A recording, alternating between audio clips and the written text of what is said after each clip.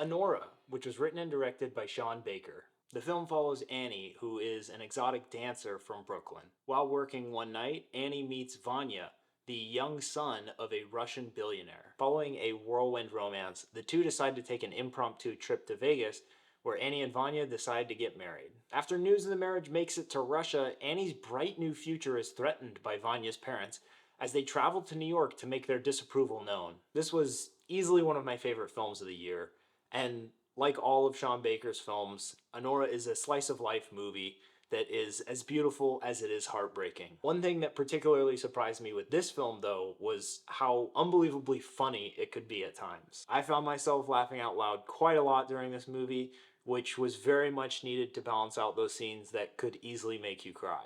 Mikey Madison was hilarious as Annie, but even more than that, she gave a performance of a lifetime that I think will likely earn her the Oscar for Best Actress. She does a flawless Brooklyn accent in the film, and she just really nailed that persona, from her mannerisms to her expressions, all the way down to her vocal cadence. It was just perfect. I recommend watching some interviews with her after you see the movie, because it's pretty shocking to hear how she actually sounds in comparison, and it's really just cool to see how much she was able to transform for the role. She has a very bright future, and I'm really excited to see what she does next after this, because man, she just absolutely crushed this one. Also, just an interesting side note, she does all of her own stunts in the movie, which there aren't a lot of them, but there are enough where it's actually pretty impressive once you see the movie and see all that she was able to do. The supporting cast also did an amazing job as well.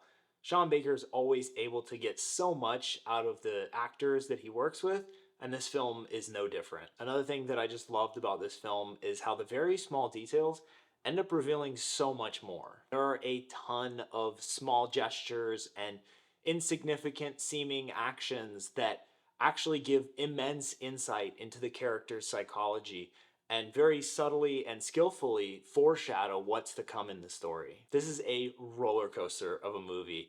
There are plenty of peaks and valleys. I was on the edge of my seat the entire time, so much so that it almost felt like a thriller in the way that it was able to grab my attention and just keep hold of me the entire time. It consistently keeps you guessing, and each time you think you know what's about to happen, something else will happen that makes you realize you have no idea what's actually to come. Another thing that I found very interesting is Sean Baker's extremely limited use of music and score throughout the entirety of the film. Surprisingly, that actually adds more than it takes away. It accentuates the depth of the emotions of the characters, and it grounds each of the scenes, immersing you in those locations like the Coney Island boardwalk or your typical New York diner. In my opinion, this is Sean Baker's greatest film to date, which is high praise considering the caliber of his other films like The Florida Project and Red Rocket. Side note, if you haven't seen The Florida Project or Red Rocket, I highly recommend checking those out too, especially if you liked Anora. Anora won't be streaming for quite some time, so I highly recommend going out and supporting this phenomenal independent film in theaters while you still can. So go watch Anora. If you enjoyed this video, please like it, add a comment letting me know what movie you think I should review next, and subscribe to my channel. I'm working to put out a movie review each week, so subscribe to stay tuned. Thanks, y'all.